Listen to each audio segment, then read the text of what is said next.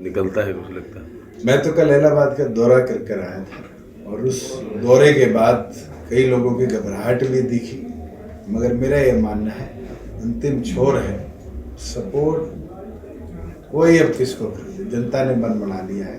कि गठबंधन के उम्मीदवार को भारी बहुमत से जिताएगी। जिस प्रकार से जन समर्थन बड़ी मात्रा में दिन प्रतिदिन बढ़ा है हमारे संयुक्त उम्मीदवार के पक्ष में, और कहीं ना कहीं बुखलाहट दिखी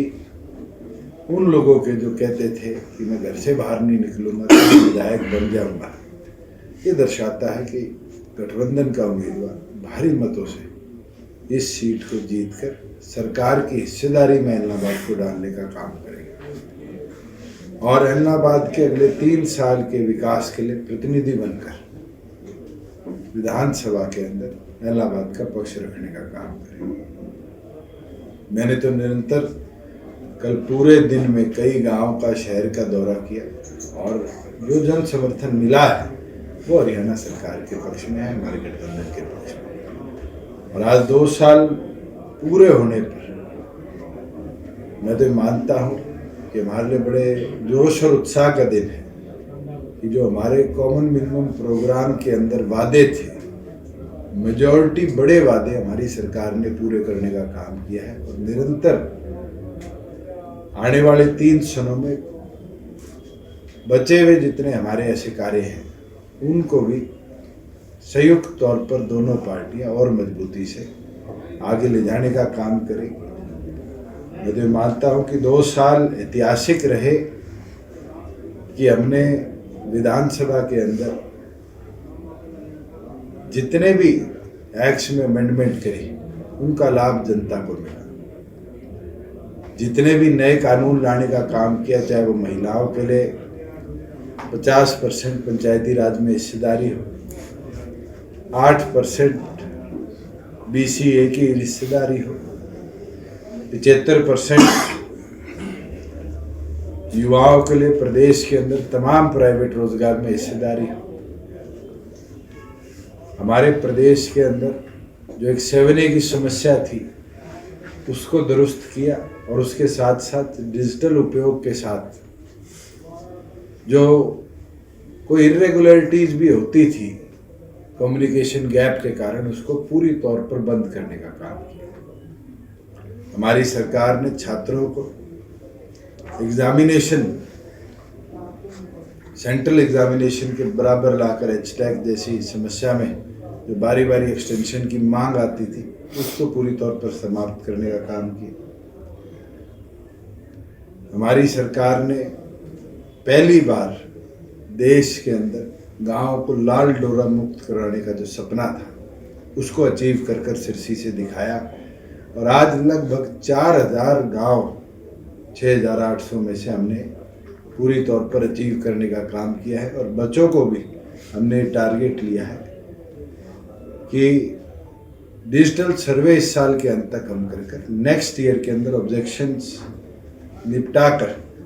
लाल डोरा मुक्त हरियाणा करने का काम करेंगे। और उससे भी एक कदम आगे ले जाकर जो गांव का भी रेवेन्यू रिकॉर्ड है, चाहे वो एग्रीकल्चर हो, चाहे सरकारी हो, चाहे और किसी खाते में आता हो, उनको भी लैंड रिकॉर्ड्स को डिजिटलाइज करने का काम करेंगे। एक ऐतिहासिक कदम हमने उठाया जहाँ registration anywhere in the district हम लागू करने जा रहे हैं और उसके साथ साथ हम सेंट्रल गवर्नमेंट को भी लिख कर देंगे कि रजिस्ट्रेशन एक्ट के अंदर हमें परमिट किया जाए कि एनीवेयर इन द स्टेट, पूरी स्टेट को एक तहसील बनाकर जो बारी बारी लोगों को धक्के काटने पड़ते थे, बारी बारी कंप्लेंट आती थी कि कहीं 5-25 रुपये लिए जाते हैं डिले कर परेशान कर, उससे भी कहीं ना कहीं निजात मिलने का काम होगा, क्योंकि रिकॉर्ड सारा दुरुस्त भी होगा, डिजिटलाइज भी होगा। चल रही है, हम मानते हैं कि उसको भी हम फ्रूटफुल करने में कामयाब रहेंगे। जहाँ 800 एकड़ मारुति को और 100 एकड़ उनकी सब्सिडरी सुजुकी को दे के 900 एकड़ के अंदर इंडिया का सबसे बड़ा car and bike manufacturing centre Kharkhoda के अंदर हम बनाने में सक्षम बने। 2 साल में जरूर चुनौतियां बहुत थी, चाहे वो 2 वेव और बड़ी वेव कोविड की हमारे सामने आई,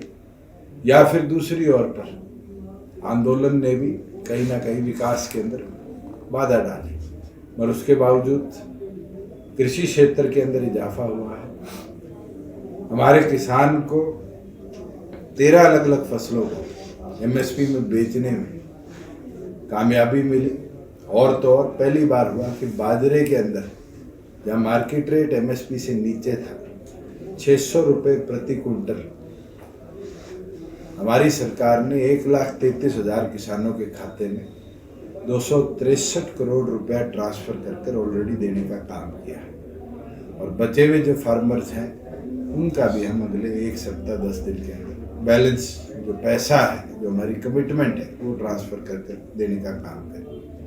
1.5 साल से पैडी हो, वीट हो, लगभग 30,000 करोड़ रुपए की परचेज हरियाणा प्रदेश में राबी और खरीफ की हम करते हैं, एफसीआई के लिए और केंद्र सरकार के। और हमारी सरकार ने बड़ी मजबूती के साथ 30,000 करोड़ रुपया प्रति वर्ष डायरेक्टली किसान के खाते में डालकर 72 घंटे में उसकी फसल की कीमत पूरी तौर पर किसान को देने में अपना लक्ष्य प्राप्त किया है। और हमारा तो ये प्रयास है कि अगर डिले होता है तो उसके ऊपर 9% इंटरेस्ट भी हमारी सरकार किसान को देती है, जिसका लगभग 1.5 करोड़ रुपया पिछले फसल का हमने किसानों के खाते में एडिशनल ट्रांसफर किया। मेरा ये विश्वास है कि जिस तरीके से हमने 2 साल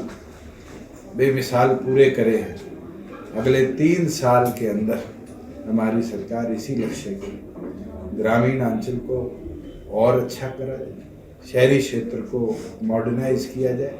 किसान को नई टेक्नोलॉजी के साथ लैस किया जाए, इसके प्रति पूरी तौर पर समर्पित है और कार्य करते रहेंगे। जी, एक आज पंजाब, हरियाणा, हिमाचल की खबरों को जानने के लिए चैनल को सब्सक्राइब जरूर करें।